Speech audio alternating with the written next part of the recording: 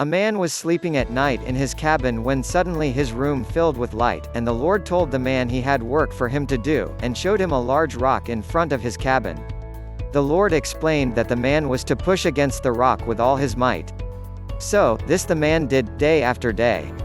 For many years he toiled from sun up to sundown, his shoulders set squarely against the cold, massive surface of the unmoving rock, pushing with all of his might. Each night the man returned to his cabin sore and worn out, feeling that his whole day had been spent in vain.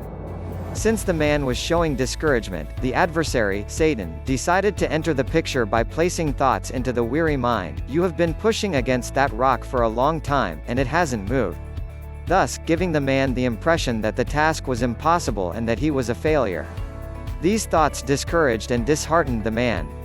Satan said, "Why kill yourself over this? Just put in your time, giving just the minimum effort, and that will be good enough." That's what he planned to do, but decided to make it a matter of prayer and take his troubled thoughts to the Lord. "Lord," he said, "I have labored long and hard in your service, putting all my strength to do that which you have asked. Yet, after all this time, I have not even budged that rock by half a millimeter. What is wrong? Why am I failing?" The Lord responded compassionately, "My servant, when I asked you to serve me and you accepted, I told you that your task was to push against the rock with all of your strength, which you have done. Never once did I mention to you that I expected you to move it. Your task was to push. And now you come to me with your strength spent, thinking that you have failed. But, is that really so? Look at yourself. Your arms are strong and muscled, your back sinewy and brown, your hands are calloused from constant pressure, your legs have become massive and hard.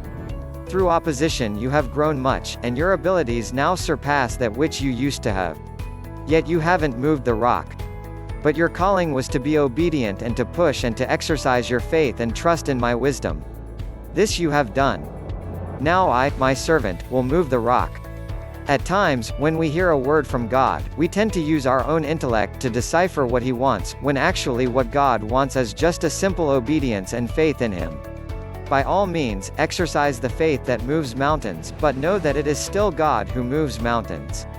When everything seems to go wrong, just push. When the job gets you down, just push. When people don't react the way you think they should, just push. When your money is gone, and the bills are due, just push. When people just don't understand you, just push. The moral of story is P plus U plus S plus H equals pray plus until plus something plus happens.